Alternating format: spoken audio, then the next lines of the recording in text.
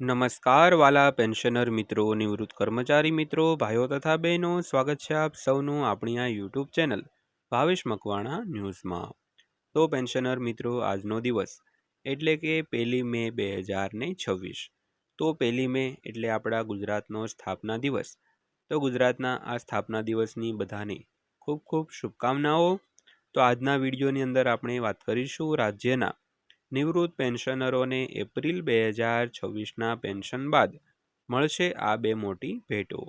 તો કઈ બે મોટી ભેટો મળવાની છે, જેની આજના વિડીયોમાં આપણે ચર્ચા કરીશું। તો આજનો વિડીયો તમે ખાસ કરીને અંત સુધી જોઈ લેજો।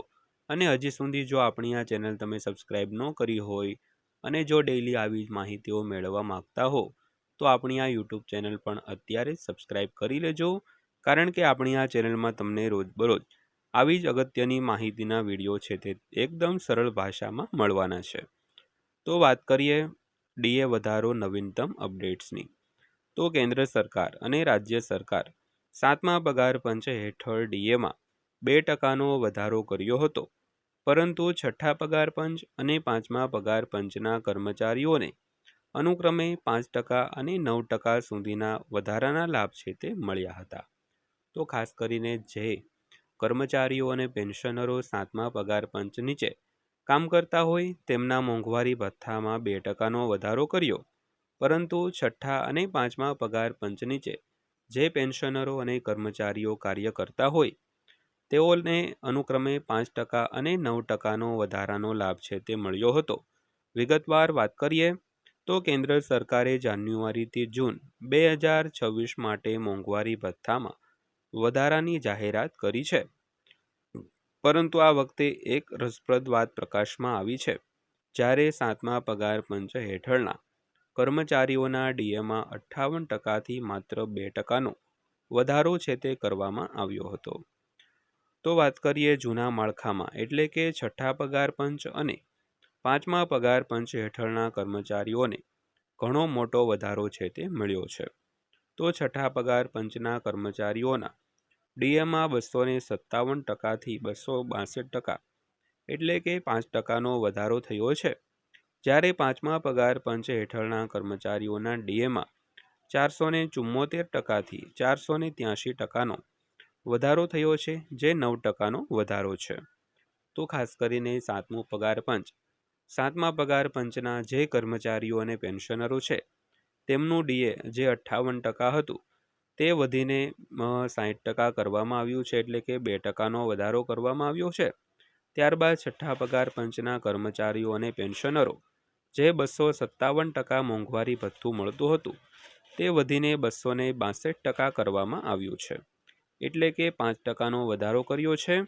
અને જે કર્મચારીઓ અને પેન્શનરો 5મા પગાર પંચ નીચે કામ કરતા હોય તેઓના મોંઘવારી ભથ્થું જે હાલમાં 474% હતું તેને વધારીને 483% છે તે કરવામાં આવ્યું છે, અને તેની સાથે 9%નો વધારો થયો છે।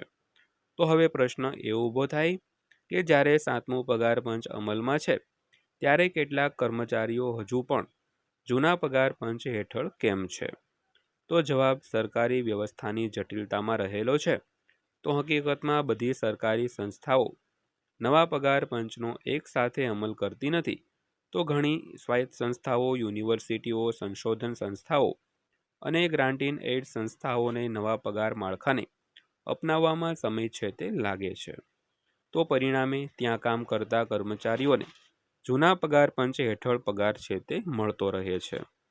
તો વધુમાં પેન્શનરોને લગતી ઘણી ગૂંચવણો છે, ખાસ કરીને હાલમાં 2006 અથવા 2016 પહેલાં નિવૃત્ત થયેલા કર્મચારીઓ માટે કેટલાક પેન્શન કેસ હજુ પણ પેન્ડિંગ છે અથવા તો કોર્ટમાં છે। તો પરિણામે તેમને હજુ પણ જૂના પગાર માળખા હેઠળ ચૂકવણીમાં કરવામાં આવે છે। આ દરમિયાન કરાર અને કામચલાઉ કર્મચારીઓને ઘણીવાર નવા પગાર પંચના લાભો સંપૂર્ણપણે મળતા નથી, જેને કારણે તેઓ જૂની સિસ્ટમમાં અટવાઈ જાય છે। તો આંકડાઓ દર્શાવે છે કે આશરે 50 લાખ કેન્દ્રીય કર્મચારીઓ અને આશરે 6.7 મિલિયન પેન્શનરો 7મા પગાર પંચ હેઠળ આવરી લેવામાં આવ્યા છે। જોકે એક નાનો ભાગ જૂના માળખા હેઠળ રહે છે, અને આ વખતે તેમને વધુ ટકાવારી લાભો છે તે મળ્યા છે। તો આગળ શું થશે તેની વાત કરીએ તો 7મા પગાર પંચનો કાર્યકાળ 2025માં સમાપ્ત થયો હોવા છતાં તેનું માળખું 8મા પગાર પંચના અમલ સુધી ચાલુ રહેશે અને નવી ભલામણો લાગુ થયા પછી હાલના ડીએને મૂળ પગાર સાથે મર્જ કરવામાં આવશે અને ત્યારબાદ ડીએ શૂન્ય કરવામાં આવશે. તો આ વર્ષે 7મા પગાર પંચના કર્મચારીઓ માટે ડીએ વધારો નાનો લાગી શકે છે, પરંતુ એકંદર ચિત્ર જોતા તેની અસર વિવિધ કર્મચારીઓ પર બદલાય છે. તો આ જ કારણ છે કે ભારતની પગાર વ્યવસ્થા જૂની અને નવી રચનાઓનું મિશ્રણ રહે છે. તો ખાસ કરીને હાલમાં ભારતમાં અને ગુજરાતમાં ઘણા એવા વિભાગ છે જે હજુ જૂના પગાર પંચનો જ અમલ કરી રહ્યા છે અને નવો પગાર પંચ હજી સુધી તેણે લાગુ કર્યું નથી.